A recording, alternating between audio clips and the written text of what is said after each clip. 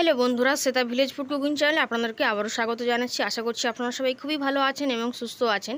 আর এদিকে আমিও মোটামুটি আছি।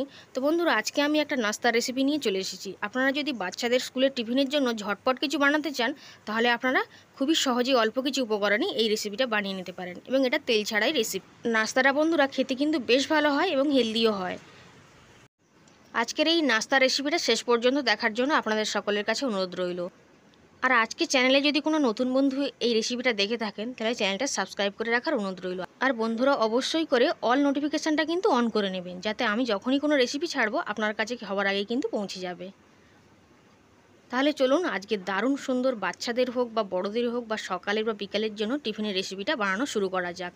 খেতেও যেমন সুন্দর হয়, বানানো ততটাই সহজ, আর অল্প কিছু উপকরণেই কিন্তু বানানো হয়ে যায়।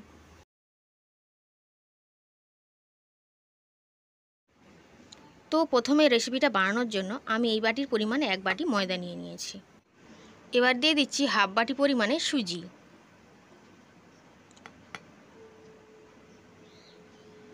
আর দিয়ে দেবো 2 চামচ মতন চিনি। চিনির পরিমাণটা কিন্তু আপনারা আরও একটু কম করতে পারেন। আর এখন আমি দুধ নিয়ে নিয়েছি, এটা গরুর দুধ, তো আমি ফুটিয়ে একটু জাল করে নিয়েছি। এই দুধটা কিন্তু উষ্ণ গরম দুধ আছে। উষ্ণ গরম দুধটা ব্যবহার করলে সুজিটা তাড়াতাড়ি কিন্তু নরম হয়ে যাবে, আর রেসিপিটাও কিন্তু খুবই সুন্দর হবে। তো এখন আমি আর 1 বাটি দুধ কিন্তু দিয়ে দিচ্ছি। আমি এখানে দুধের ব্যবহার করেছি, আপনারা কিন্তু গরম জলের ব্যবহার করতে পারবেন, তাহলেও কিন্তু রেসিপিটা করা যাবে, কিন্তু দুধ দিলে খেতে একটু বেশি ভালো লাগে। তো আমি অল্প অল্প করে দুধ দিয়ে এভাবে মিশিয়ে নিচ্ছি।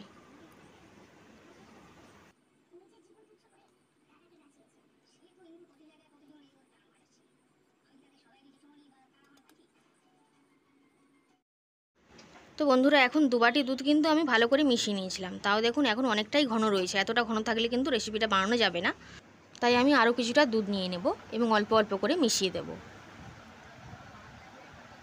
অল্প করে দুধ দেব আর মেশাতে থাকবো, একসঙ্গে বেশি দিয়ে দেওয়ার কিন্তু দরকার নেই। আর এই দুধটা কিন্তু অবশ্যই গরম দুধ হতে হবে, উষ্ণ গরম দুধ হতেই হবে। এখন আমি দিয়ে দিচ্ছি বেকিং পাউডার হাফ চামচ। অল্প একটু দুধ দিয়ে ভালো করে মিশিয়ে নিচ্ছি।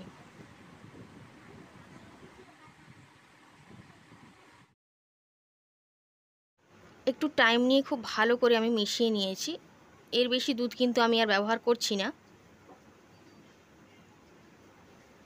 এখন একটা ঢাকনা দিয়ে ঢেকে আমি 5 মিনিটের জন্য রেখে দিচ্ছি।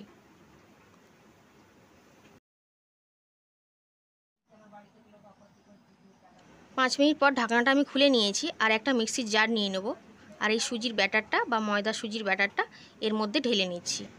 একটা মিহি পেস্ট কিন্তু বানিয়ে নিতে হবে, আর যাদের কাছে মিক্সি নেই তারা কিন্তু সুজিটাকে একটু গুঁড়ো করে নিতে পারেন প্রথমেই, তারপর কিন্তু ব্যবহার করতে পারেন। সবটুকু ঢেলে নিলাম, নিয়ে মিক্সির ঢাকনাটা বন্ধ করে একটা মিহি পেস্ট বানিয়ে নেব।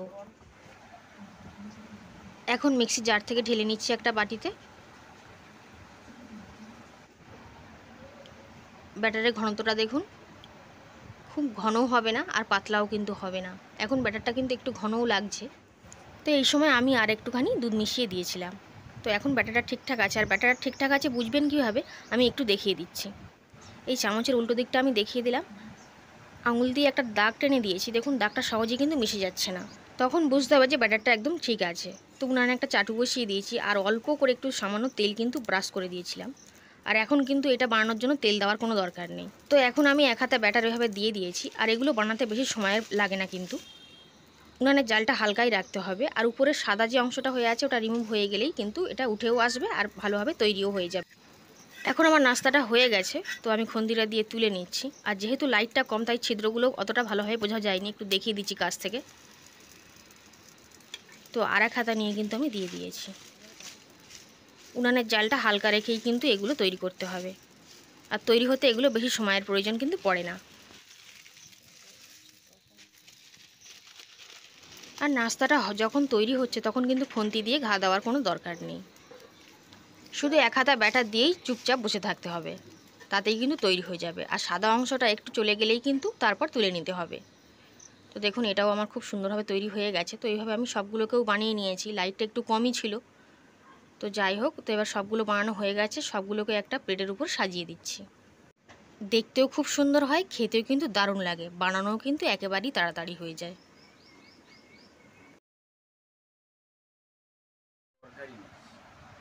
তো বন্ধুরা, সবগুলো নাস্তার রেসিপিকে আমি খুব ভালো করে সাজিয়ে দিয়েছি। এবার আপনাদেরকে দেখাবো যে কতটা সুন্দর হয়েছে। প্রত্যেকটা নাস্তা এতটা সুন্দরই হয়েছে। পিছন দিকটা দেখুন, পিছন দিকটা দেখুন কতটা সুন্দর হয়েছে।